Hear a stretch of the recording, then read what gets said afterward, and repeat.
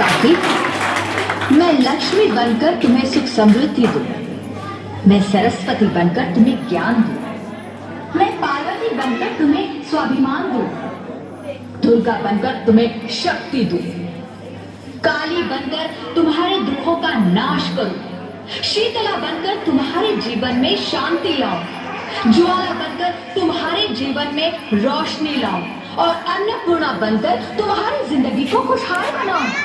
और तुमने हमारी जिंदगी को कोख में ही खत्म कर दिया। हमारा कसूर क्या था? अरे हम तो तुम्हें कुछ देने ही आ रहे थे, क्योंकि तुम ही हमारे मंदिरों में आते हो, झोले फैलाते हो और तुम ही कोख में हमारी कब्र बनाते हो।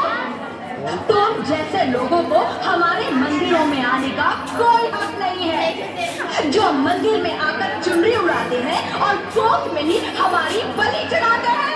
हम तुम जैसे लोगों के घर अब कभी नहीं आएंगी, कभी तुम जैसे लोगों पर खुशियां नहीं बरसाएंगी, कभी नहीं। माफ कर दो, मैं आजकल के हालात देख के डर गया था।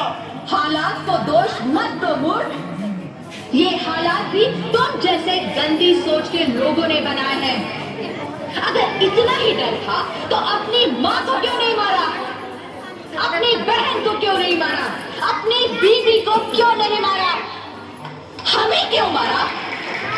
डर तुम्हें लग रहा था तो तुम मरते, हमें क्यों मारा? बेटे के मुंह में, क्योंकि बेटा वंश चलाता है। अरे मूर्ख, अगर बेटा वंश है तो बेटी अंश है, अगर बेटा आन है तो बेटी गुमान है, अगर बेटा दवा है तो बेटी दुआ है, अगर बेटा गीत है तो बेटी संगीत है, और अगर बेटा भाग्य है तो बेटी भाग्य विधाता है। यहाँ सबको माँ चाहिए, बहन चाहिए, बीवी चाहिए, मगर बेटी क्यों नहीं चाहिए? जबकि ओस की फूल सी होती है बेटियां, माँ का जरा सा भी दर्द हो तो रोती है बेटियां। रोशन करता है बेटा सिर्फ एक कुल को, दो दो कुलों की लाज धोती है बेटियां। फिर भी किसी को नहीं चाहिए बेटियां। क्यों नहीं चाहिए बेटियां? है किसी के पास इस बात का जवाब? बेटियां क्यों नहीं चाहिए? हमारा क्या कसूर है? आखिर कसूर क्या है?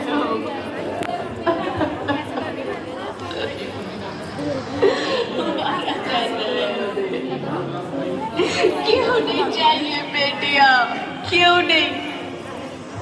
हमारा कसूर क्या है? क्या है हमारा कसूर?